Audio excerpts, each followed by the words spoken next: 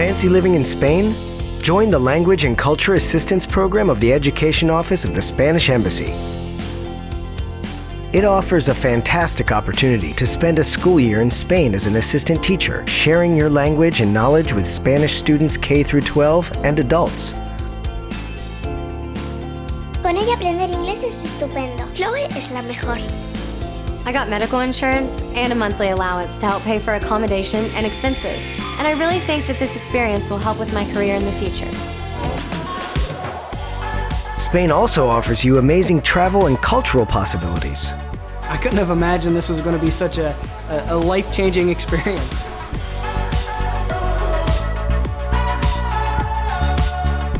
And what about the food? And the lively streets. And the wonderful people. Yo he mejorado mucho mi español. Don't miss this opportunity. Learn more about the Language and Culture Assistance Program of the Education Office of the Embassy of Spain. And grow as you share.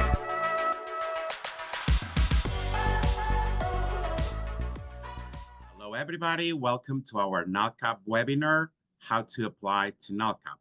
This is our 2025 edition. We're really happy and grateful today to have you here with us. First, we're going to give you a general overview of the program, and then we will take as many questions as possible from the Q&A section. So keep in mind, please, that your questions should be written or put in the Q&A section.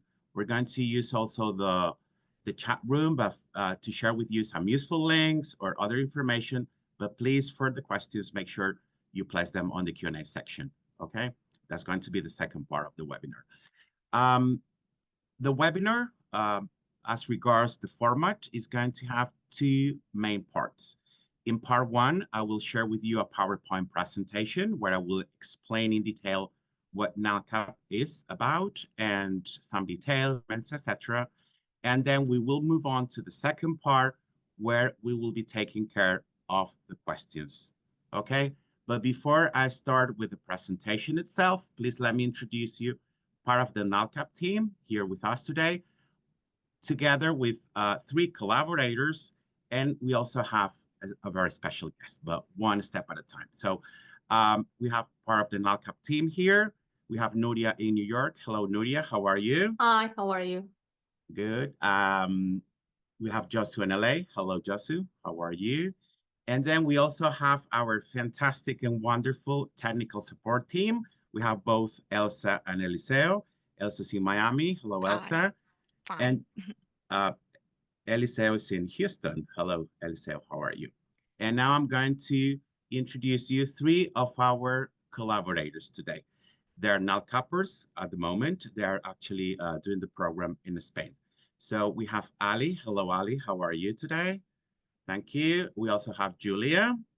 Hello, Julia. And we have Sarah as well.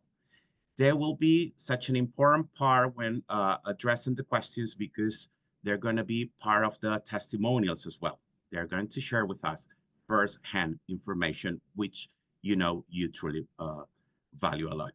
And as I said, we also have a very special guest today, Samantha Kinton-Lancey, a former NALCAPer and also representing Middlebury College. So thank you for being with us today.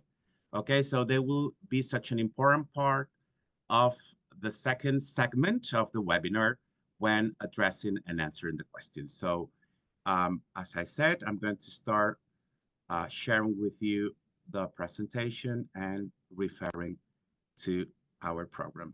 So just 1 second, please. Okay, just 1 second. So this is our presentation for today. Please note that I will be referring to the school year 2025-2026, okay? So NALCAP. NALCAP stands for North American Language and Culture Assistance Program. And as I said, I'm going to give you a general outlook of the program and also referring to the requirements, characteristics, etc. So NALCAP is an educational outreach initiative of the Ministry of Education of Spain that offers both American and Canadian college students and graduates the opportunity to become teaching assistants in Spain in classrooms nationwide. You're going to acquire skills and competencies through this experience, which will leave, of course, a deep international impact on you. Those skills or competencies can be put to use, whether it be in the field of teaching, business, tourism, etc., or any other that might be useful for you in your future professional careers. But of course, it's also going to help you grow personally and develop personally and professionally as well. What else can I tell you about our NALCAP program?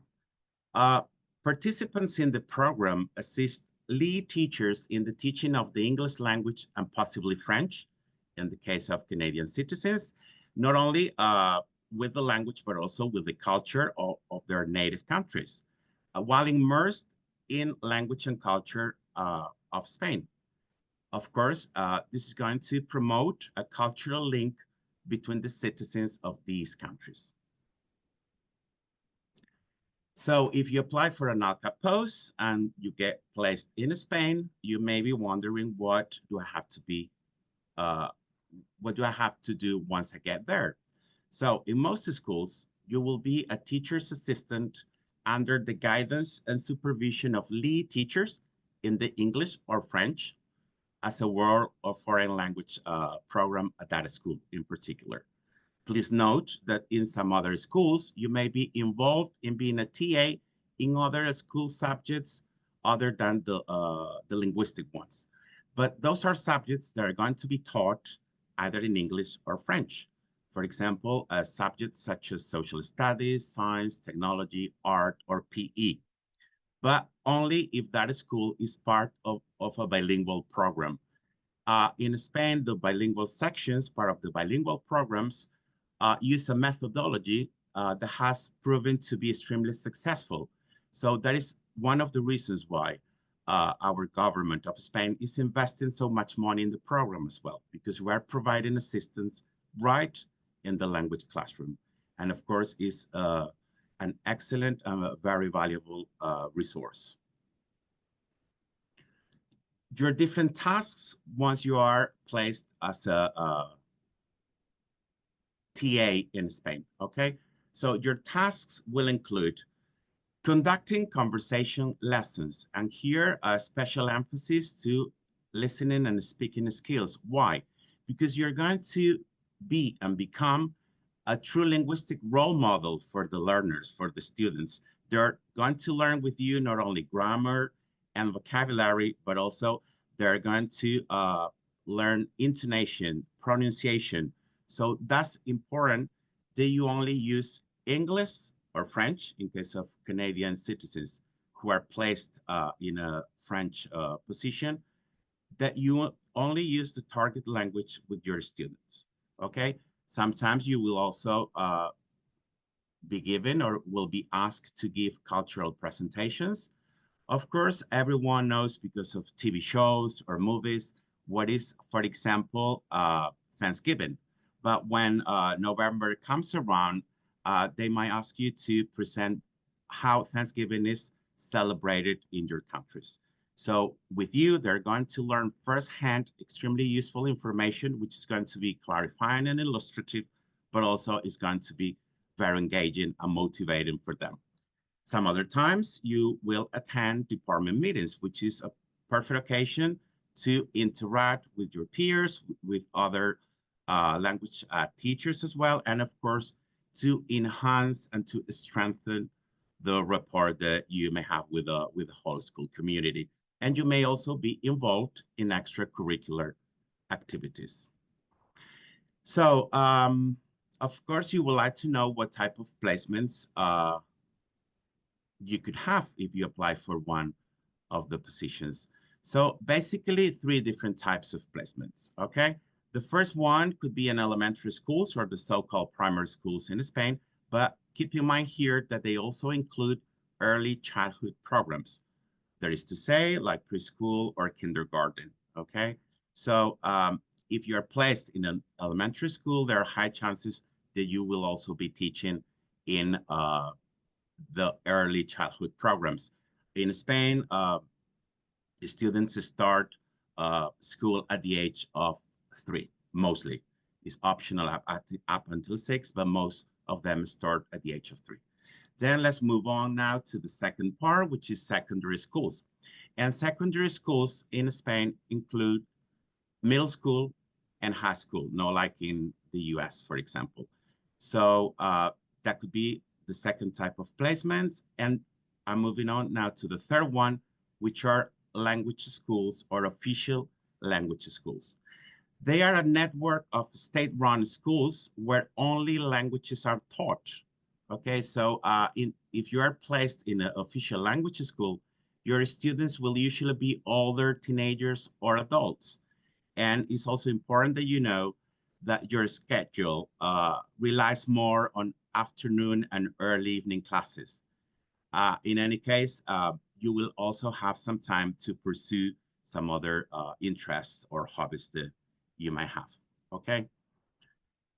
Needless to say that there are certain requirements which are very clearly also explained and listed on our website, but I'm going to refer to them now so you get a general idea of what the main requirements are. You have to be a US or Canadian citizen and have a valid US or Canadian passport for at least 3 months after the end of the program.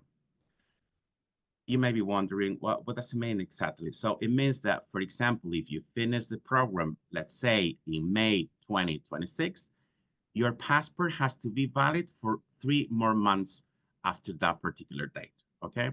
You also need to have a conferred BA, BS, AA, or AS degree, or otherwise be enrolled as a sophomore, junior, or a senior in a BA or BS program. Besides, you have to be a native like speaker of English or French. I repeat here, French in the case of Canadian citizens. You have to be in good physical and mental health, and also have a clean background check. The background check in particular is the one you're going to need when you apply to the visa and all the paperwork that you're gonna have to gather before you go to Spain. But that is once you got your placement already. A gentle reminder here, in summertime, most likely it's going to be the 30th of July, we will host another webinar, which is typically called the pre-departure webinar, where we will explain in detail some other aspects, not just how to get the background check or the visa, but also how to open a bank account in Spain or how to apply for residency card. But as I said, that's going to be in summertime. And as regards the age range, you need to be in between 18 or 60 years of age. As a recommendation, of course, we recommend that you have a basic level of Spanish, but that's mainly for your personal use in everyday life. Okay, remember, at the school, you only have to use the target language, be it English for American citizens or French in case of Canadian citizens that were placed with a French position. But of course, outside of the school, you're going to need English for your everyday life, for if you go to buy your groceries, for shopping, or just to interact with the locals or even with your neighbors. Some other conditions that I would like to highlight here as well are, as regards the schedule, you will have between 14 and 16 class periods a week. And usually, that's very important, you will be given, whenever possible, a 3-day weekend. The schools try to be as accommodating as possible with this, and sometimes they try to give you either the Monday or the Friday off, because we all know that you have some other hobbies or interests, maybe traveling around, maybe enrolling in certain courses. So they will try to be as accommodating as possible, as I said, but there's not like a 100% guarantee of that. You will receive a monthly stipend of about 800 to 1,000 euros, but that's going to be dependent on the region of Spain that you are assigned to. For more information, again, I stress the importance of visiting our website, regularly because for every update, together, of course, with our social media that I will mention that later on in the webinar, we update all the information, and you will find not only just the different sections, but also guides and handbooks that come in extremely handy when preparing for the application. So there you will also find the particular stipend according to the region. As for the length of the program, all over Spain is going to last 8 months from October the 1st through to May the 31st, except for the region of Madrid. Okay, in Madrid, it's going to last for 9 months and goes all the way to June the 30th. The program also offers medical insurance, but attention here, medication is not included. In any case, the cost of living in Spain is way cheaper than in the US or Canada, both for you to stretch out your stipend and make a living out of it, but also the medication is way cheaper in Spain. It's important that you keep in mind that for pre-existing or chronic conditions, you will need to bring a special insurance policy from the US or Canada. And we also strongly recommend that you take with you enough supplies of a particular medication that you must have, especially up until you find your bearings in Spain or you get familiar with the system, you know who's going to be your provider or how to get the prescriptions, okay? An orientation course is going to be provided at the beginning of the school year, and it will be organized by the particular region that you were assigned to. And last but not least, upon completion of the program, you can get an official certificate that proves that you were taking part in the program with all the relevant information that is pertinent or required. But as well, the official certificate is going to be issued either by your school or by the regional education office. Some extras or perks that you will be having with the program is like paid school vacations. Of course, if the schools are closed, you don't have to go to the school, and you will have the same vacations that the teachers have. For example, you will have a long Christmas break or an Easter break. And other than that, you will also have certain celebrations or festivities that they have not only nationwide, but also in your regions. For example, carnival times is really popular in Spain. There is an option to renew for a second year, but always with a positive evaluation from your school. And when it comes to finding housing on your own, that relies on you. But as I said, we will hold or host a summer webinar where we will explain in detail the particular aspect together with some others, and we'll give you tips and tricks for that. The applicants, you will have to select 3 preferred regional destinations in Spain. When you're about to start with the application, when the cycle opens, you will have a drop-down menu where you have to tick 3 regional destinations that you would like to be placed at, okay? So that is why we recommend that you conduct some research beforehand and you get familiar with Spain, with the different regions, whether you would like to be placed by the ocean or by the mountains, in a big city, or just in a smaller town. Please note that, as I said, they try to be as accommodating as possible as well, but that's going to depend on many variables. For example, the number of positions or the number of requests the people just place in their applications. So I'm going to show you now the map of Spain where you can clearly see the different regions. As you can see, big capital cities. And then here is when you get to see the 17 regions that we have in Spain, okay? So please, as I said, conduct research beforehand and make sure you get familiar with the different regions. And you may be wondering, okay, why Spain? Why Spain is the country I would like to apply for?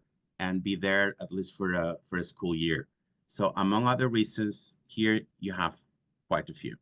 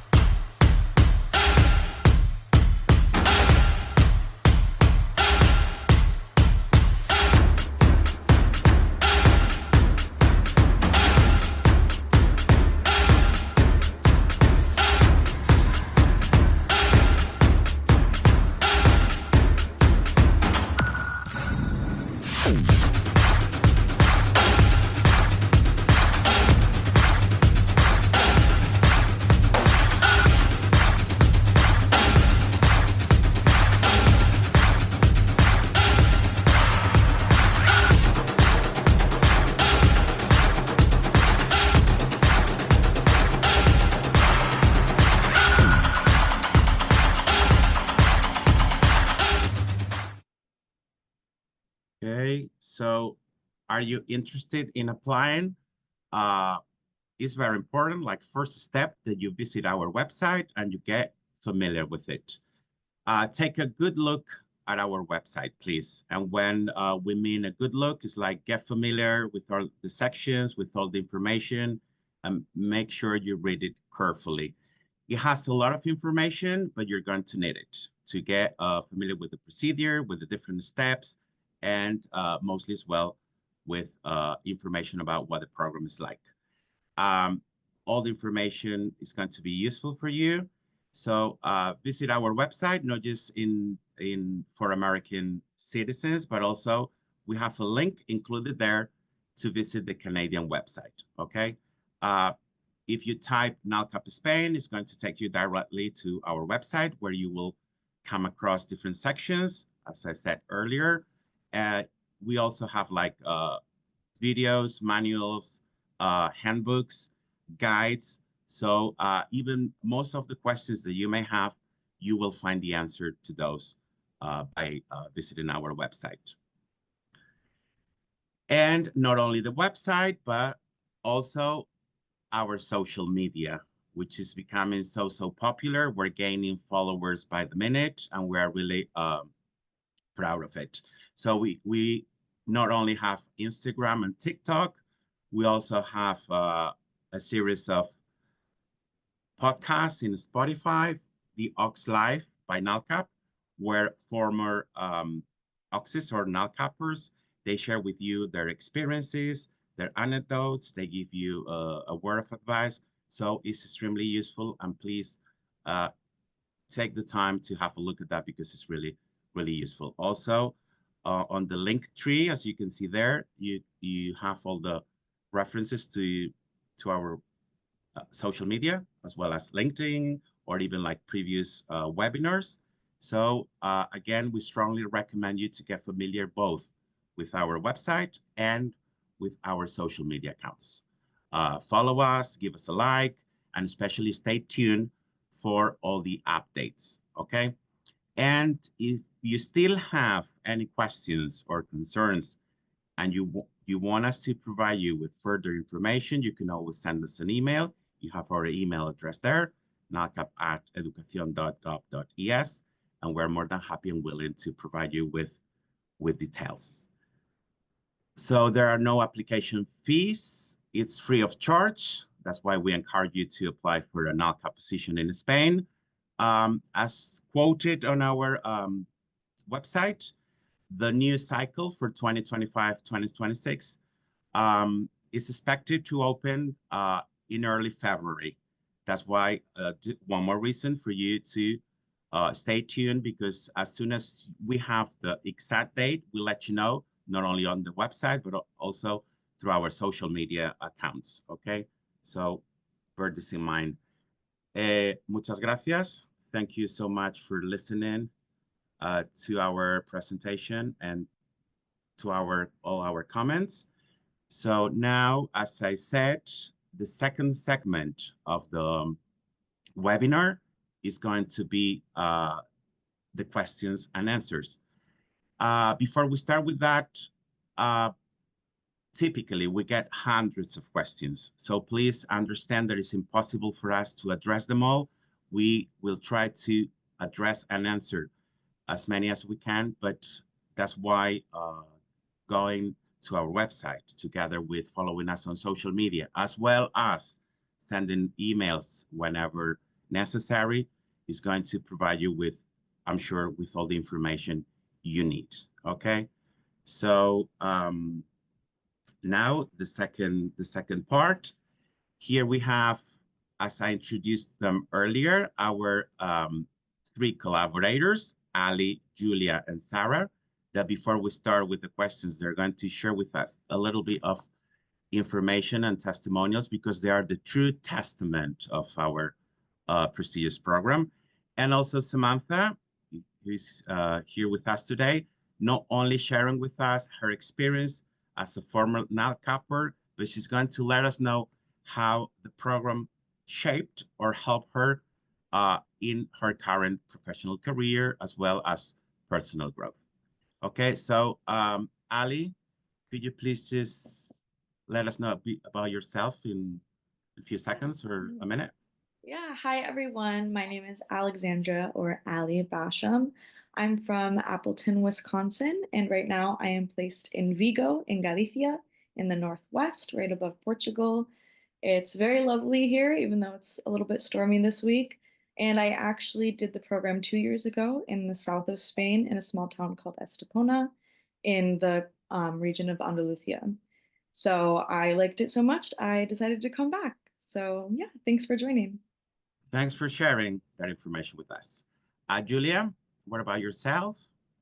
Sure. So, hi guys, I'm Julia. I'm a second year Aux here. I'm actually in Madrid right now, and I'm teaching at a primary school, mostly fifth and sixth graders. I'm from Fort Lauderdale, Florida, and I studied abroad in Madrid back in 2022, and I loved it so much that I had to come back. So finding out about NALCAP really made my dreams come true. And so I'm really excited that you all are here looking into this really good opportunity.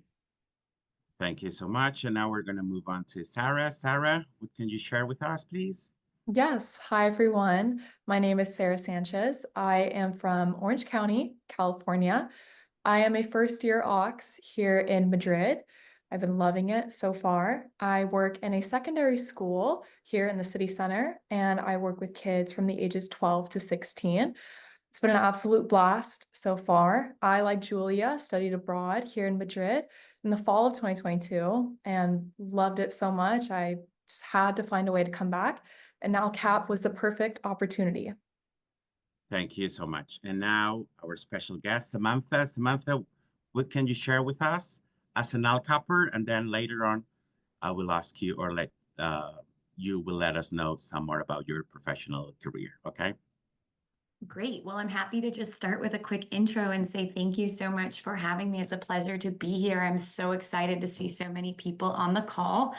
I'm from the Chicagoland area. I do currently live in Washington, D.C., and I did the NALCAP program from 2016 through 2018. I was in El Casar de Guadalajara, right outside of Madrid, and then I did do a second year, and I was in Madrid proper for my second year, working with high school both times. I am quite partial to the high schoolers. I now do currently work as the Assistant Director of Global Recruitment for the Middlebury Institute of International Studies. We are a graduate school based in Monterey, California, and I am thrilled that this role brought me back to working with NALCAP again. So once again, thank you so much. Yeah, please let me repeat here how fortunate and delighted we are to have you with us today, because you are just the true testament of you make it happen. You make it happen. So let's start with the questions now. We have, as I said, hundreds of questions. Some of my colleagues, they're taking care of some in the Q&A section. Please, again, if you have any questions, make sure you place them there, because we will mainly use the chat to share with you useful and helpful links, okay? So we have one question here, which is extremely important, especially for the very beginning, which is how and where can I apply for a NALCAP placement or position? Ali, what can you share with us here? Any tips? Yeah, of course. So how and where you can apply, very good question. We have an online portal called Profex2. It's on our website. If you go to the website, it's just nalcapspain.com, or you can Google NALCAP and you should find it. There's a panel on the side and you can find a section called Apply to NALCAP. So you'll find the Profex2 portal through that link. We also have guides on the website. There's one that's a application guidelines, and then one that's a Profex handbook. We really recommend that you read them both very thoroughly because it could be a little tricky the first time going on there. Sometimes there are sections that you don't have to fill out, and the Profex handbook will tell you exactly how to do it. So yeah, it's pretty straightforward, but let us know if you have any more questions later on. Okay, thank you so much. Yeah, as she said, together with the general information, we also have other documents such as handbooks or guides, which are extremely useful when you're about to start gathering your papers, and above all, when you have to upload them onto the platform Profex2 or through navigating through our portal. Okay. We have a question here. Also on our website, you will find the 5 different types of documents that you have to submit together with your application that we will explain in detail later on. So we have one question here, which is, do I need or do I have to submit my background check together with my application? So Samantha, can you just shed some light on this, please? Happy to. So you don't need to submit a background check with your application, but you will need to submit that document later on when you apply for your visa, which will happen once you're accepted to the program. If you are a dual citizen of the US and a country in the EU, and you plan on using your EU passport to enter Spain, that would mean that you wouldn't require a visa, but you will still need a background check. So then you will just request a police background check in the country where you have been living for the past 6 months, and you will present it upon arrival at your assigned school. Okay, thank you so much. Crystal clear. So yeah, in the case of dual citizenship, when you are about to apply or when you are submitting your application, please make sure that in the section or tag nacionalidad, you choose the one that you're going to use when entering Spain, okay?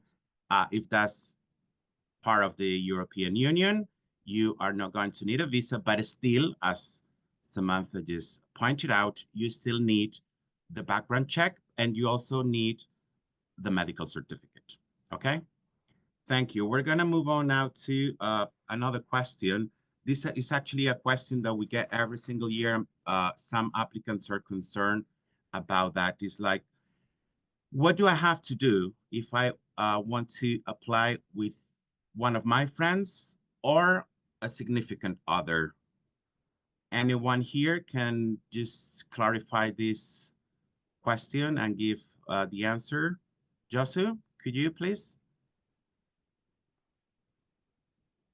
You're muted. You're muted. Yeah, sorry about it. Yeah.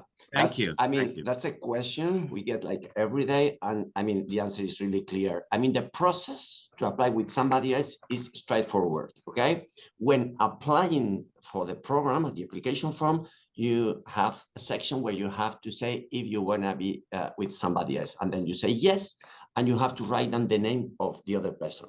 The other person, the person you are going to be doing the program with, has to do exactly the same thing. And listen, and this is really important, you have to send the application form the same day, if possible, the same time, at the very same time, okay? Once you do that, this is not the end of it, and later on you get your destination, please, this is important, please contact your regional education office. We have those contacts on our website, okay? On our website, we have all contacts of all Spanish regions. So once you're given your regional destination, let's say Andalusia, you contact Andalusia and you email them saying that you are planning to be going with your best friend, your partner, whatever, and please to be and that you want to be together. That's all. And we always say this: the sooner you apply for the program, the more probabilities, the more possibilities you have to get your destination. And in this case, it is even more important. Okay, Thank Juan? you so much, Jostu. Yeah, just let me catch that phrase and just repeat that. Apply as soon as possible, because it's on a first come, first served basis. So the sooner you apply, the better, and the higher the chances are for you to get your preferred regions as well. And I want to emphasize, Juan, that once they are given the destination, please contact the regional education office. Yeah, because we promote the program here in the US and Canada. We promote NALCAP. Then once you apply, this is part of like the mainstream and like the general timeline. Once they get the applications in Madrid, they review everything. In case there is a document missing or there's something, a mismatch in your documents, they will get in touch with you. Okay, that's also important. So, but for the different placements, yeah, for the placement, you will get a notification. But other than that, you have to take responsibility and check regularly your profile to see if there was any change in your status. That's extremely important. Okay, so we promote the program. Then in Madrid, they review every single application. They get in touch with you in case you have to submit new documents or in case your passport is being renewed and you have to update the new one, etc. And when you get your plaza or your placement, for that, of course, you get the notification and you're going to be assigned to a particular region. From that moment on, everything goes over to the regional education offices and is when you have to get in touch with them. And ideally, as well, we strongly recommend that if you know the name of your school, you also get in touch with your school as soon as possible. We have a very interesting question here, which is, if I have a preferred region and I have to go there, can I still continue with my studies? It's important that NALCAP is going to be your priority. You're going to have certain hours where you have to stay at a school, be teaching, etc. But other than that, it's important also that you contact if it's your university here in the US or in Canada that is compatible with your priority, because NALCAP comes first.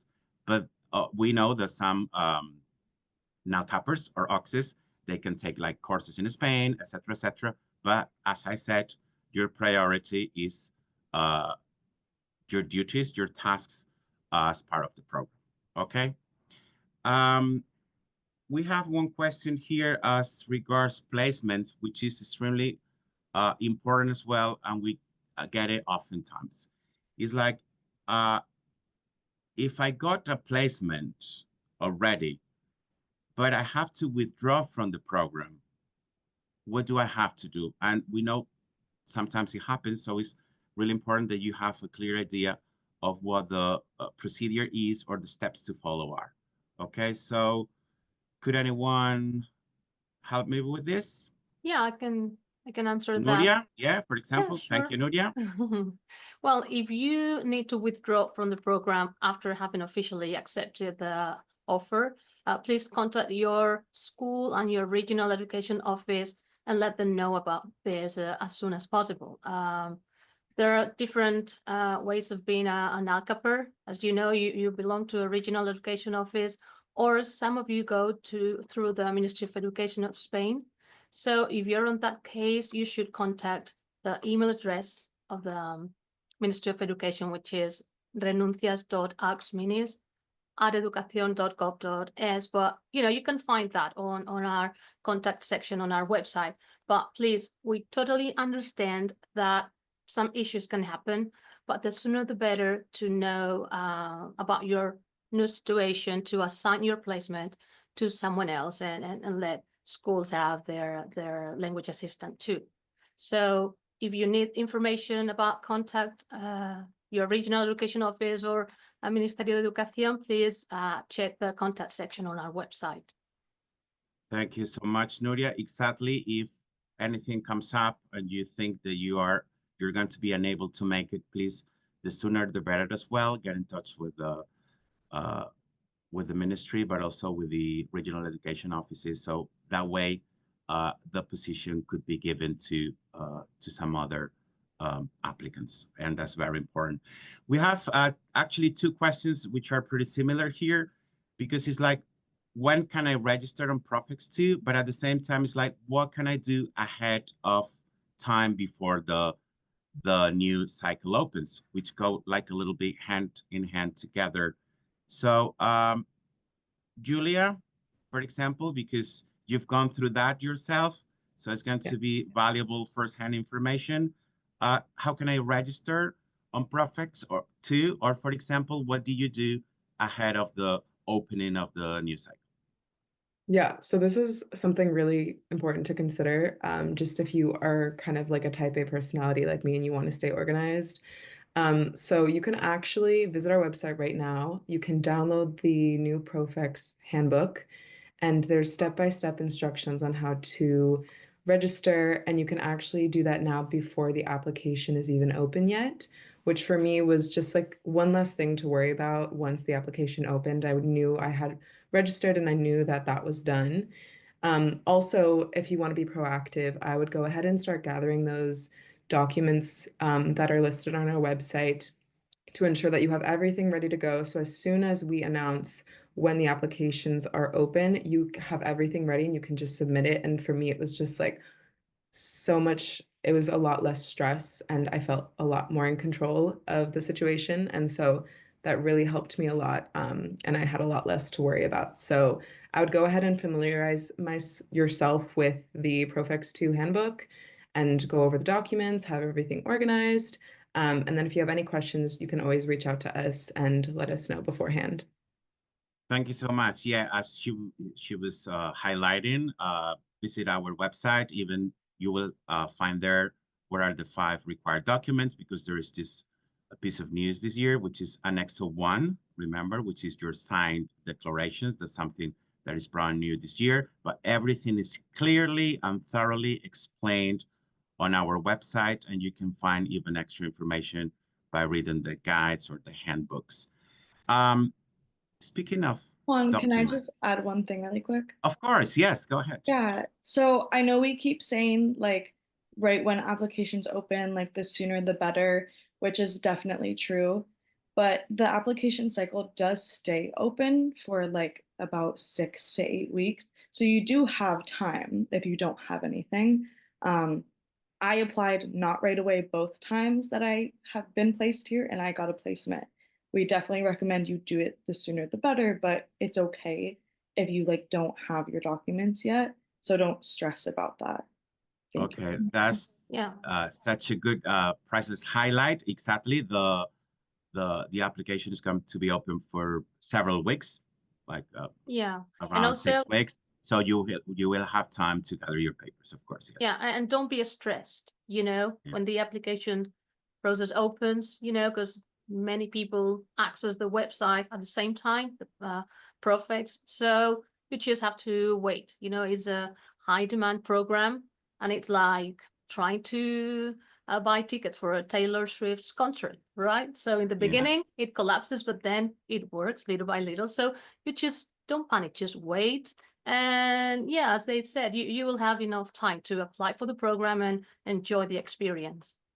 Thank you so much. And as regards the word collapses, not 100%, but nearly 100% of the times, the very first day, the portal crashes because, it's like hundreds or even thousands of applicants trying to upload everything. The same happens with some other institutions. So don't despair, okay? Make sure you try to gather as many documents as possible. And if it's not the first day, that could be just wait, patience, because sometimes for a few hours, as I said, it crashes or we experience some glitches, but that's normal. That's part of the process as well. A very interesting question here, because I was referring to the requirements and the documents. One of them being my signed statement of purpose. The other one is the letter of recommendation that I will refer to that later on. So we have a question here that I really like. Is like, what should I include in my signed statement of purpose to participate in the program? That's a general concern, let's say. So since we have 4 NALCAPers or 3 current NALCAPers and ex-former NALCAPer, like that's going to be valuable firsthand information. Any tips, any tricks, any word of advice that you have is going to be extremely useful. So maybe Sarah, could you help us with this? What advice would you give to our viewers? Yes, my advice would be first to, of course, follow the guidelines. It should be written in English. It should be no longer than 250 to 300 words. Besides that, just explain your reasons why you're interested in participating in NALCAP. Maybe you'd like to learn more about Spanish culture. Maybe you'd like to better your Spanish skills. Maybe you're interested in teaching as a career and would like some experience. Or you can just share what draws you to the program personally.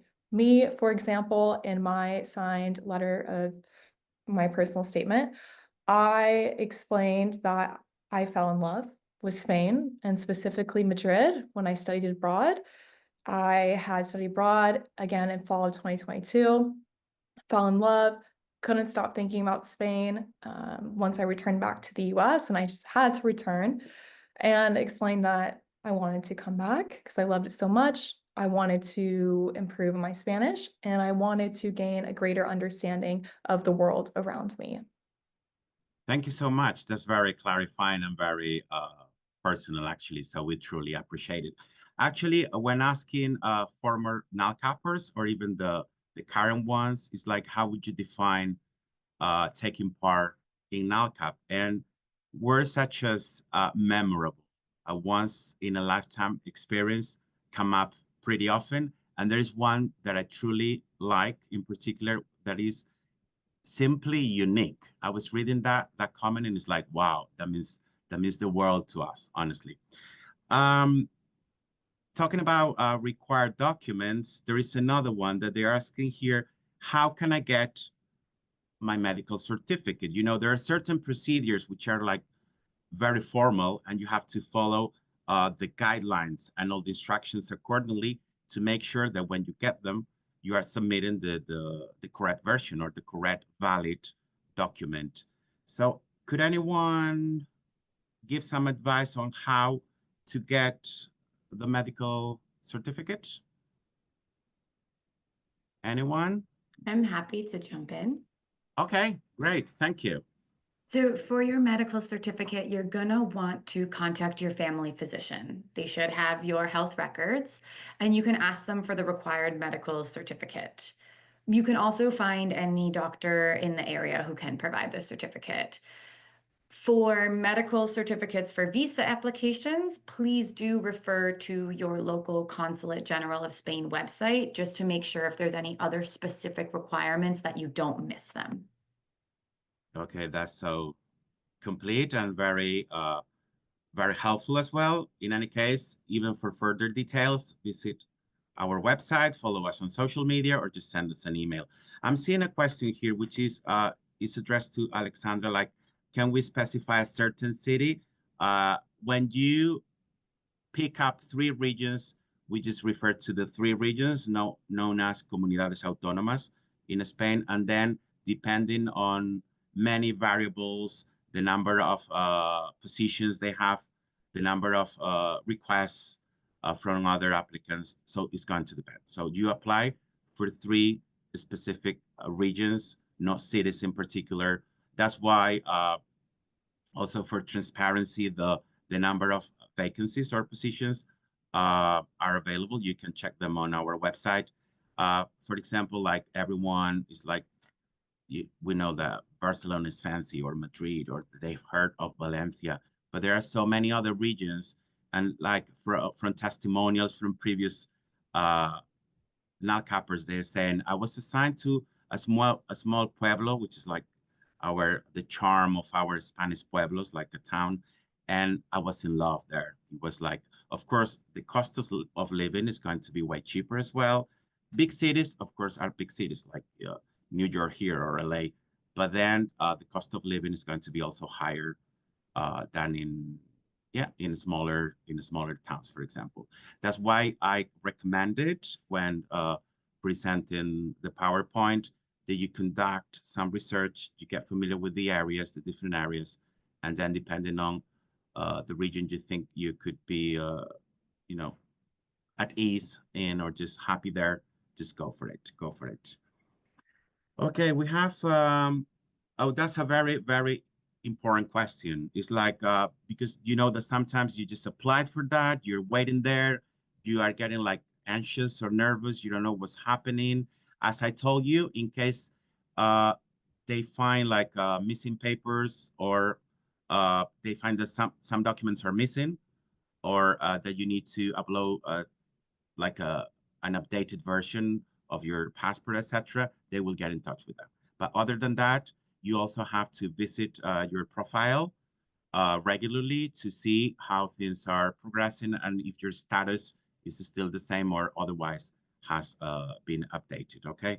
So the question is, as I said, very important, especially when applying and in the meantime, while you're waiting for like the final outcome. How do I know if the application registration is complete?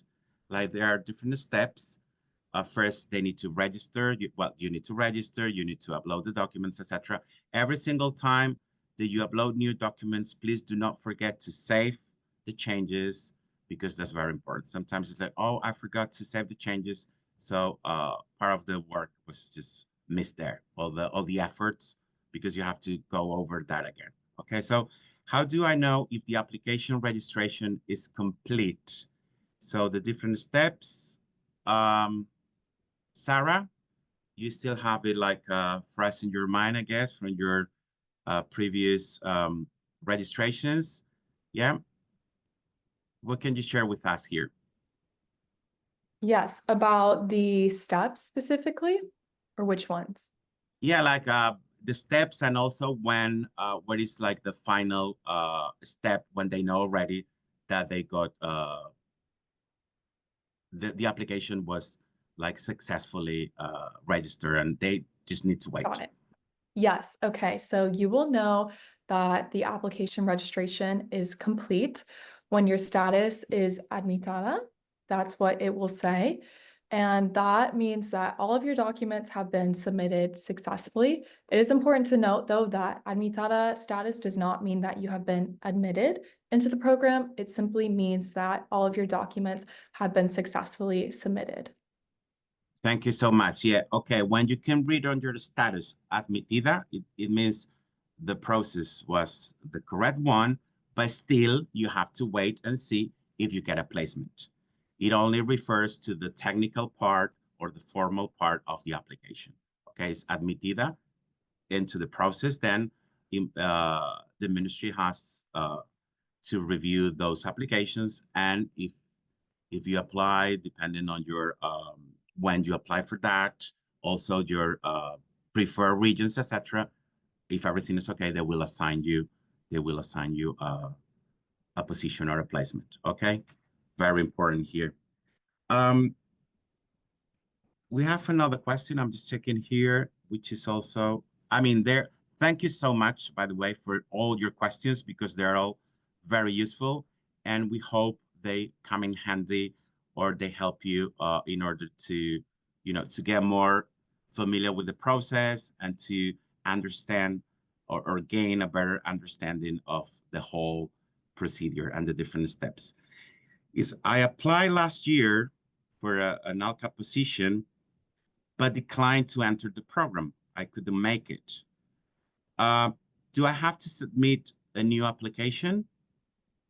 Interesting question, because sometimes things come up, as we said, or unexpected situations, and unfortunately they have to withdraw or they just have to decline the placement, etc. So what happens when you declined a placement last year?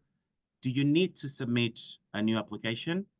Can anyone share their experience or what we know about the program about this? For example, Samantha, could you help us with this, please?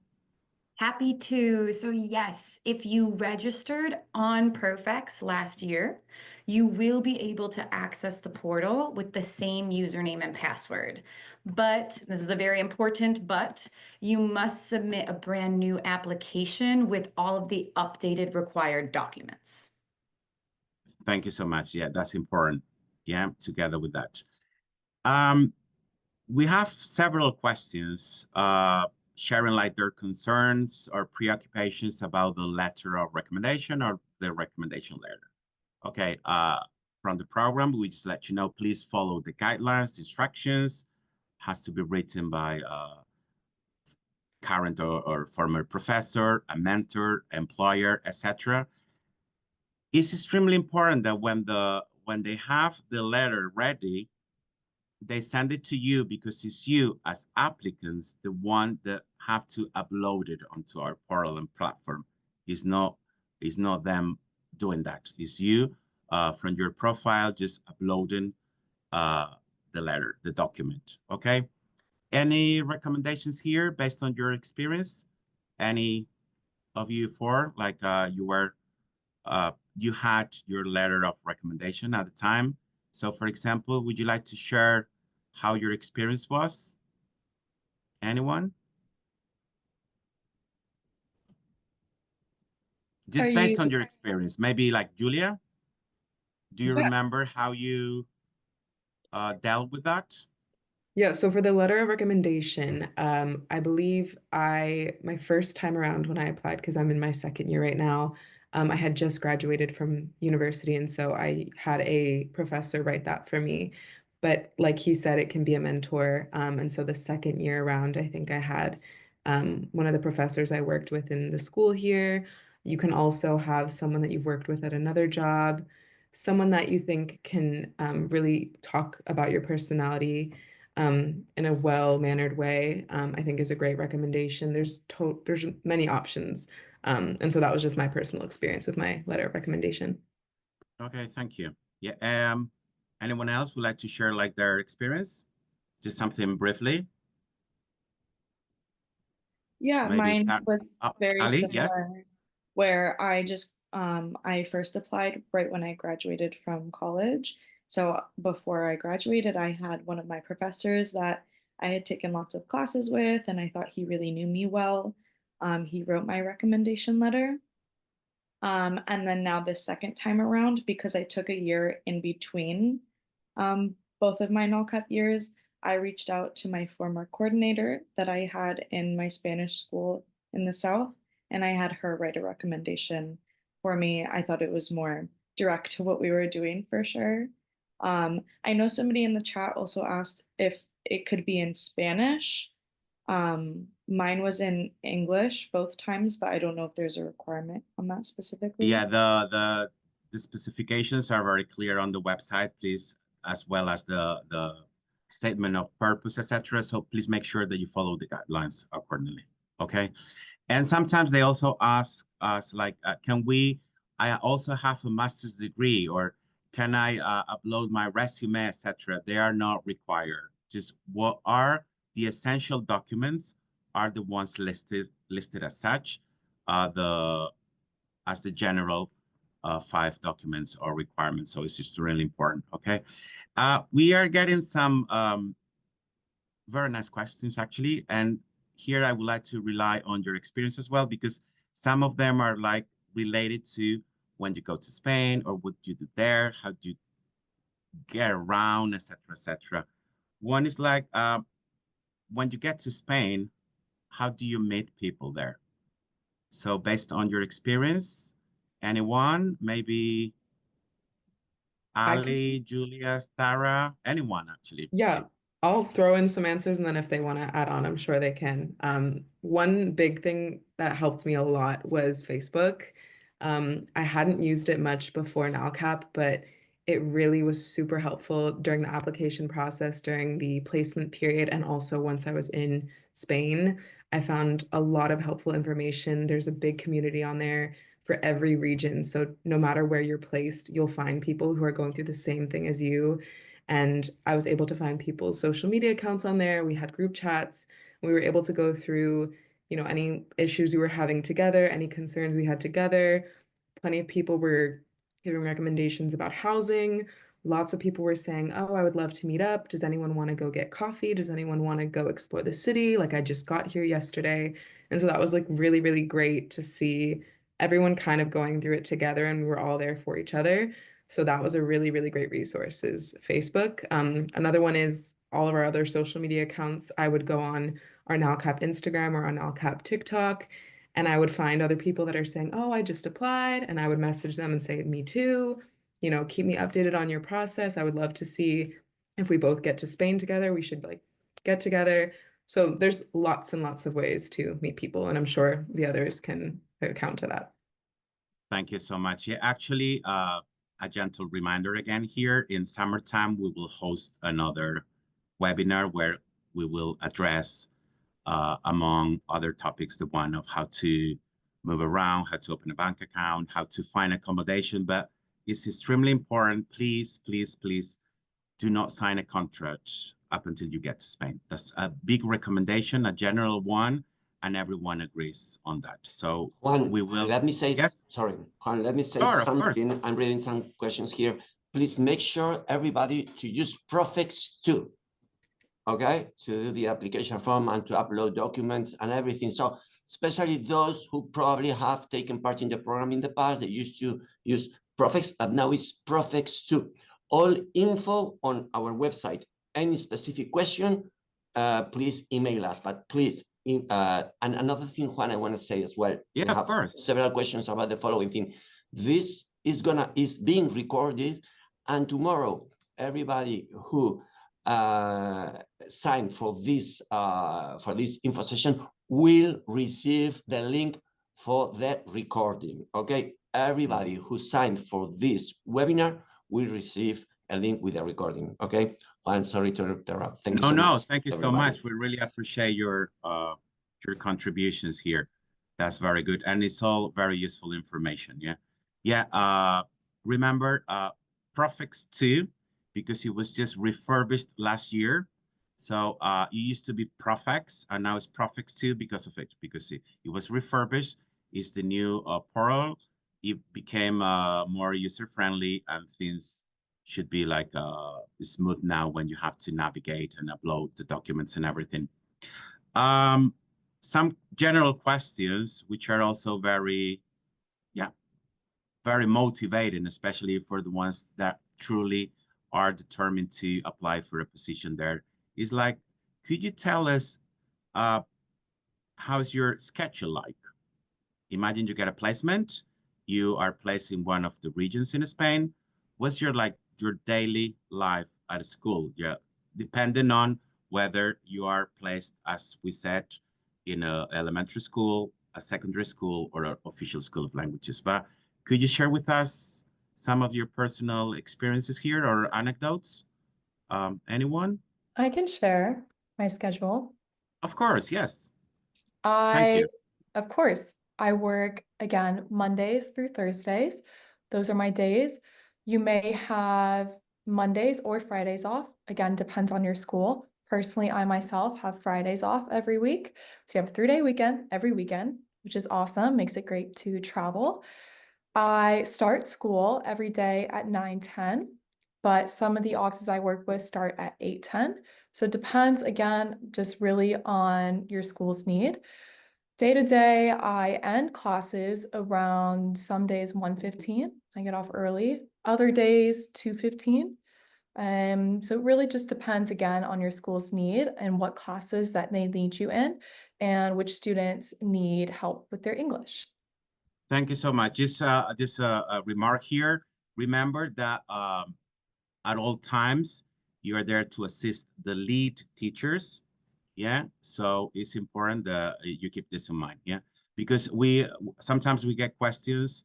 There was one like, do I get to like supply the teacher? No, the teachers have to be there with you, and they take full responsibility for all the administration work, interviews or meetings with the parents, with the department, etc. You're there to assist because, as I said, you are true linguistic role models, and from you, you're going to learn vocabulary and grammar and pronunciation and intonation. And not only you become language ambassadors, but also cultural ambassadors, because you represent, you embody like the essence of a country that is could be like the US, Canada, or any other country in part of some other placements. Okay, that's very interesting. I have another question here, which is like very, very important as well. Yeah, one about the background check and the visa. We're getting so many, so please, you can have a good look at our website because we even have videos explaining everything, how to apply for that, depending on the jurisdiction you belong to, depending on the consulate, etc. But this is like practical, let's say. There's a question here. What are the costs of participating in NALCAP? In the presentation, you could see like it's free of charge, but then you need to apply for certain documents, and some of them, they mean that there are certain fees there. Julia, could you share with us some info here, please? Yeah. For sure. So, like he said, the actual application for NALCAP does not cost anything. But once, and if you are accepted, you will have to go through the visa application process. And that is where there will be other costs to consider. For example, background checks, apostils, you might have to get documents translated, and that will cost a little bit. So those are just things that I would have in mind, as well as your flight to Spain. That's a big one. And for me, I wanted to have like 2 to 3 months of savings once I was in Spain, just as a backup while I was looking for housing. Like he mentioned, it's important that you do not sign contracts until you are in Spain. It's just something to kind of keep in mind as you go through this process.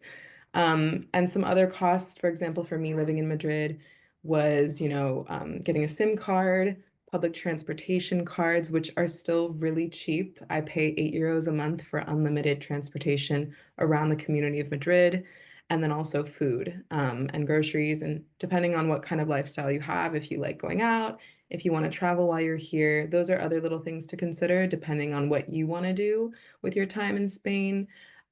So it is a great idea to have some savings before you get here. Thank you so much, because that's also a question that we have around the idea of savings or the money you need before you go to Spain. That of course depends largely on where, if you're placed like in a big city or a smaller town, because the cost of living is gonna vary or be different. But at least on our website, we recommend like around $3,000 US. But of course, again, it's going to depend on your habits, your spending habits, your the expenses you have to face at the very beginning, etc. So please, if you still have any concerns or questions as regards this type of information, please get in touch with us.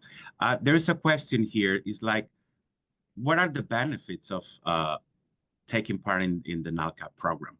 So as I said earlier, apart from the international scope and understanding and gaining like a lot of knowledge about language, culture, different people, habits, learning about gastronomy, popular fiestas, etc., of course, is going to help you in your future careers, because your command of the Spanish language is going to enhance, is going to improve, and you will feel more confident.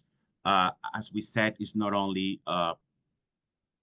geared towards becoming a teacher, but also like marketing or business or the legal field or the medical field, yeah, where having the superpower of being able to communicate in Spanish is going to be extremely useful. And here, Samantha, if you agree, I would like you to share with us how NALCAP, as the language and culture or linguistic and cultural program, help you shape not just personally, but at present when it comes to your professional career, your professional development, etc.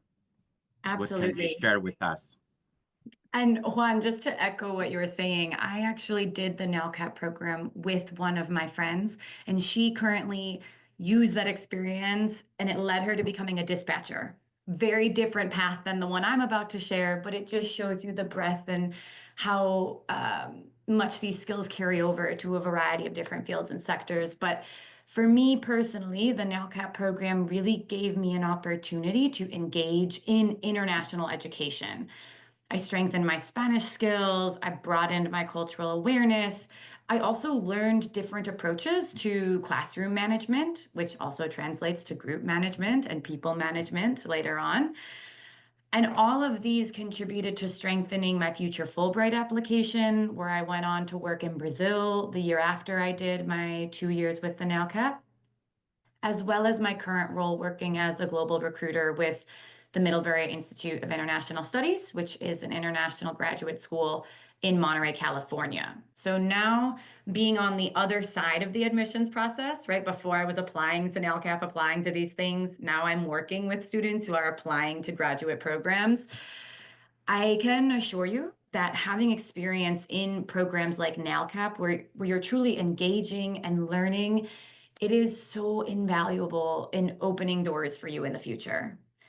The Middlebury Institute, as one example, has a partnership with NALCAP. So we offer guaranteed scholarships to alumni of NALCAP programs who are participating in on-site graduate programs.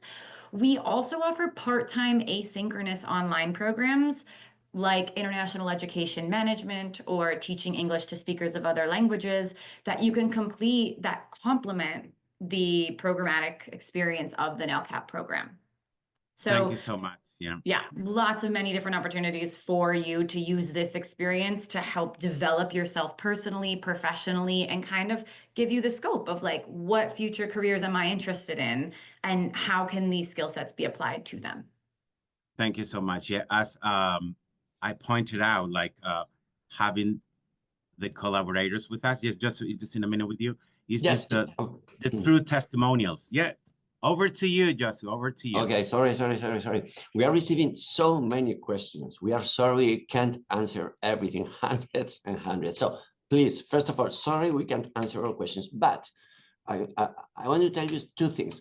Most of questions, you have the answers on our website. That doesn't mean we don't really want to answer your questions. You can use our email and we will answer all those questions. Especially, you are asking some long questions which need, like more detailed answers. So we can't do that on the chat. My colleague Nuria and me, we are getting like crazy and trying to answer as much as we can, but we wanna do our work the best way we can. So please, those answers which are still pending, email us. If you can, try to use our website. You have frequently asked questions, how to apply visas, what to do it for pets, if you need what you need to do if you want to go with your friend, blah blah. We have almost all answers on our website, okay? But we are open to answer all questions in our email, and this is especially important from now on. Juan is gonna say that. I know, but I want to say that again. Follow us on Instagram and TikTok, and you will see all these collaborators there, giving you tips and everything. Juan, sorry. Yeah, and in the meanwhile, you're following us, please give us a like because we truly appreciate that. And just for the record, we're gaining more and more followers by the minute. We're in the thousands, and that's because of all the collaborations we have. That's because of the excellent teamwork, and that's why we are so proud. And NALCAP is becoming more and more prestigious because like everyone now is interested about getting more information about that.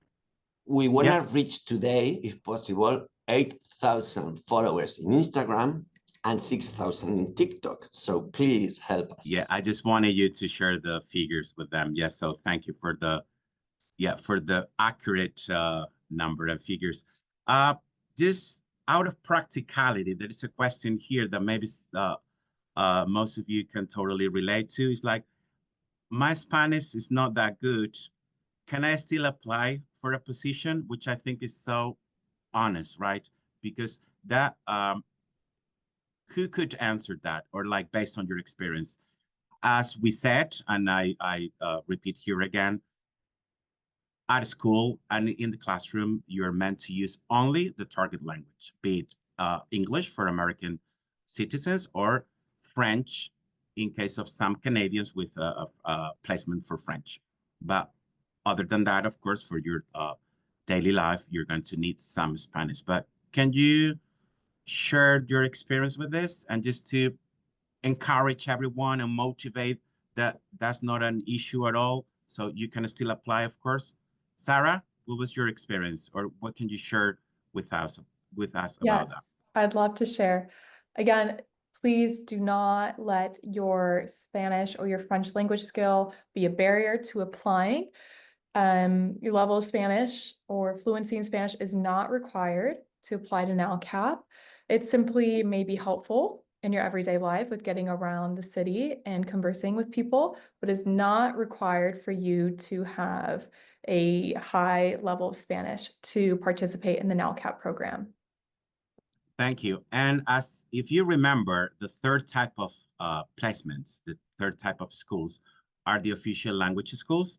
If you happen to have one, like in big cities, of course, in most of them, just not to say all of them, but also in some bigger towns, they offer only languages, but not only French or English, which of course is the most popular one, but also German, Portuguese, Russian, and also Spanish. So if you have the chance to attend or go to classes there, you will be improving your level of Spanish, but also at the same time being with some classmates from different contexts, countries, and that's extremely motivating and useful. And it's also a good way to find your way in your community. Ali, anything you'd like to share about this, maybe? Yeah, of course. So I'm currently in a Spanish class at an official language school here in Vigo, and I did meet more Auxes that are working here that I wouldn't have met otherwise. I've definitely improved my Spanish a lot as well. I came knowing Spanish pretty well, so it does help in my day-to-day life. But I have many friends here, including one of my roommates that came here not knowing Spanish and have never been to Spain before, and they're making it work. And some people join Spanish classes, some people are just learning on their own. But yeah, the coordinators at the schools that you will teach at know English, your teachers will know English. So that's how we communicate. Some people know better than others, but it's definitely not required for you to come. It will help. But if you are seeking to improve that, you can definitely take classes as well. You see, so stay tuned and just find all the possibilities because they're going to help you a lot. There's a question as regards formality of the procedure that is like my passport is expired. I'm about to renew it. So in those cases, again, all the information is on the website, but on those cases, please make sure you submit a copy of the old one together with the receipt, which is the guarantee that you are applying for the new one. And as soon as you get the new one, you have to upload it onto the platform. That's extremely important. It's good, always good to repeat, even though some of the questions are similar in essence, maybe not in the wording, but the idea is we're here to help you out. We're here to guide you through the whole process of the application. So don't hesitate to get in touch with us or to reach out for further information, details, support, etc. Josu, would you like to No, add I'm just something thinking here? that maybe it's time to start saying goodbye, Juan. Yes. So just the final things you want to say, you know, like they have to follow us, where to ask more questions and all that. Okay. Yeah. Not only just to no time for the farewell, but also for thanking everyone. So yes, just let me to wrap up here. yes, the webinar is being recorded and is going to be available for you to watch it as many times as you need. Visit our website regularly, especially to get to know the right date when the cycle opens. So as soon as we get to know that for sure, it's going to be announced everywhere, social media, website, through friends, through relatives, etc. Social media, like. Yeah. Yeah. Give us a like because we like to get more and more followers, of course.